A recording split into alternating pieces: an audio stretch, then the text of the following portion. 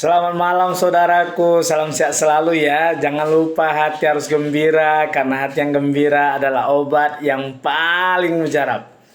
Malam hari ini saya ingin membahas tentang kriteria presiden yang menurut saya bisa membawa Indonesia ini maju tahun 2045. Yang pertama adalah seorang presiden Indonesia harus cerdas.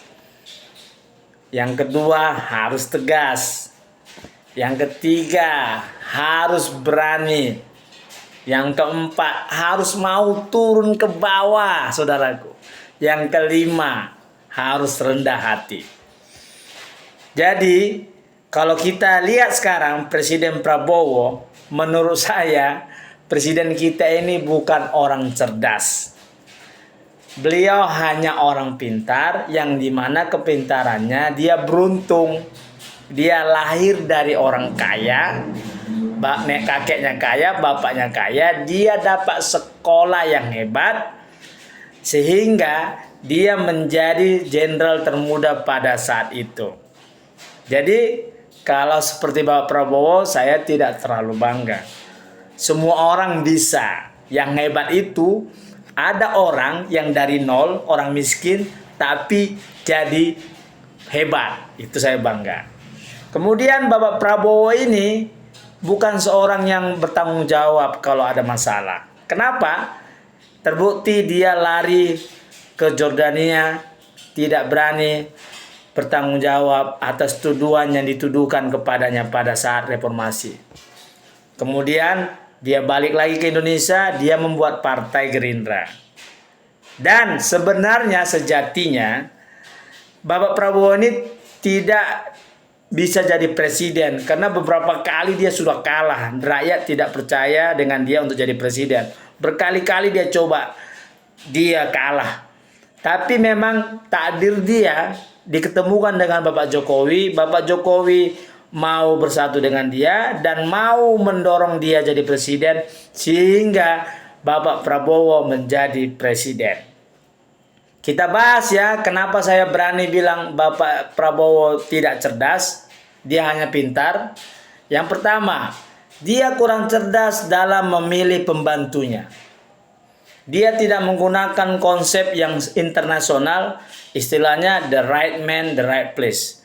Kalau dia cerdas, dia akan menempatkan para pembantunya, menteri-menterinya sesuai dengan keahlian dan pengalamannya masing-masing. Yang fatal menurut saya dia meletakkan seorang Sugiono. Jujur aja, Sugiono ini kan menteri luar negeri. Sugiono ini saya tidak pernah dengar namanya. Dan dia masih muda. Tapi kok bisa dia memegang jabatan menteri luar negeri? Setahu saya menteri luar negeri itu jabatan yang prestisius, yang hebat juga. Seharusnya menteri luar negeri didudukin oleh orang yang berpengalaman, yang sering sebelum jadi menteri sering berkomunikasi dengan internasional. Tapi Sugiono tidak. Karena kenapa Sugiono bisa jadi menteri luar negeri? Karena dia dekat dengan presiden, dia kesayangan Prabowo, dan ada hubungan dekat antara Prabowo dan Sugiono. Sehingga Prabowo menempatkan dia sebagai menteri luar negeri. Kita lihat yang lagi. Sekretaris kabinetnya. Sekretaris kabinet biasanya ditempatkan minimal jenderal bintang 1. Tapi lagi-lagi Prabowo tidak menunjukkan kecerdasannya. Dia menunjukkan bahwa dia yang punya kuasa, suka-suka gua. Gua yang presiden, gua yang make, gua yang ngatur. Dan dia pilih sekretaris kabinet. Jadi Teddy ini jadi sekretaris kabinet karena dia dekat dengan Prabowo. Ya. Dia dekat dengan Prabowo dan Prabowo suka, ada hubungan mereka dekat, intim, ya. Jadi dia jadi sekretaris kabinet. Padahal posisinya itu seharusnya dipegang minimal bintang 1. Begitu banyak bintang 1 di Indonesia ini yang hebat-hebat, pintar-pintar dan mungkin IQ-nya lebih tinggi dari Teddy, tapi tidak dipilih. Jadi ya. Kemudian yang fatal yang terakhir ini, dia mengganti Menteri Keuangan Sri Mulyani. Padahal Sri Mulyani udah kelas internasional. Bayangkan pernah jadi direktur Bank Dunia. Kementerian Keuangan ini sangat riskan ini. Tapi lagi-lagi Prabowo menunjukkan mungkin dia susah mengatur Sri Mulyani. Karena mungkin Sri Mulyani terlalu cerewet dalam pengeluaran anggaran dan lain sebagainya. Dan tidak bisa diatur. kesempatan ada isu-isu dan segala macam, ya keributan, diambil isu itu dia ganti Sri Mulyani. Dan saya tahu mungkin ada bisikan dari orang-orang sehingga Prabowo ikut aja, yang penting biar aman lah, ganti aja Menteri Keuangan karena rumah Sri Mulyani dijarah juga. Dan lagi-lagi yang parahnya digantikan dengan orang yang backgroundnya sarjana elektro.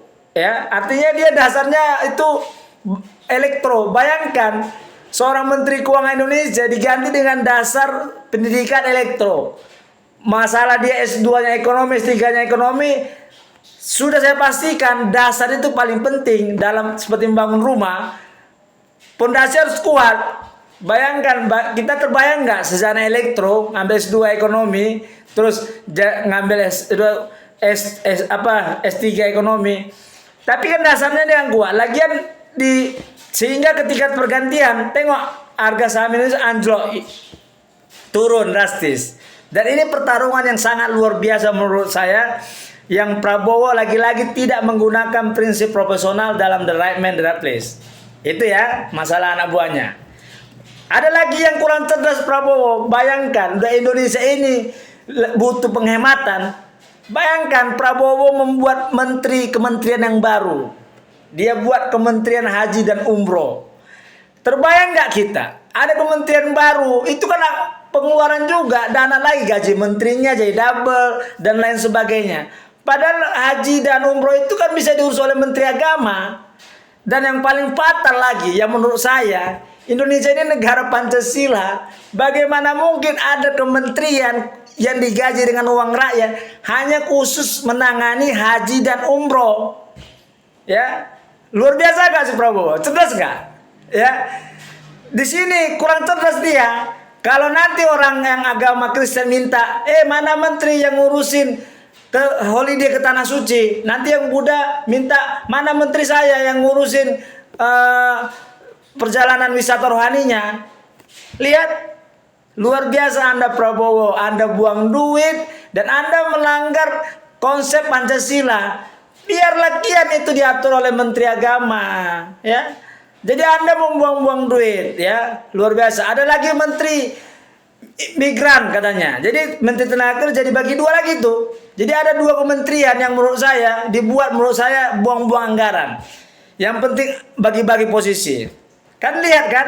Pas yang saya bilang, Prabowo ini bukan orang cerdas. Dia hanya orang yang pintar, tapi pintar karena dia lahir dari keluarga kaya, disekolahkan di sekolah yang hebat, dan dia jadi pintar. Artinya semua orang bisa, ya seperti itu. Saya pun bisa. Kalau kakek saya orang kaya hebat dan saya dikuliahkan di luar negeri dan fasilitasnya, saya pasti bisa juga, ya. Jadi terlihat kan keputusannya kan. Apalagi yang menurut saya Prabowo ini kurang cerdas dalam menggunakan anggaran. Ya, dia dengar Indonesia ada stunting, kemiskinan. Jadi Prabowo ini memponis bahwa rakyat Indonesia itu anak-anaknya itu kurang gizi, stunting dan lain sebagainya. Jadi bisikan kiri kanan, makanya saya bilang dia kurang cerdas.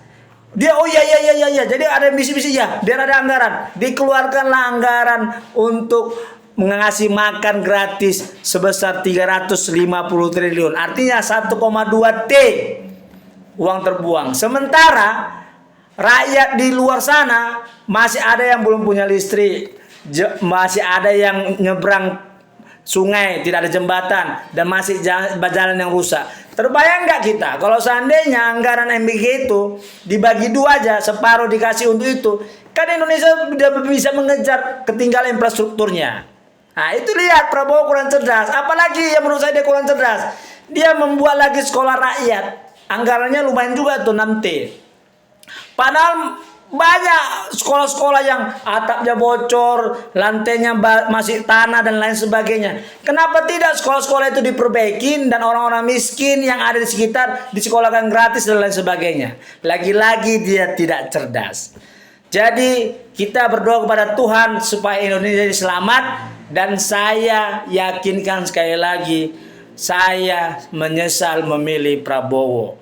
Cuma Inilah Indonesia demokrasi. Salam cerdas dari saya, Trino Prenosian.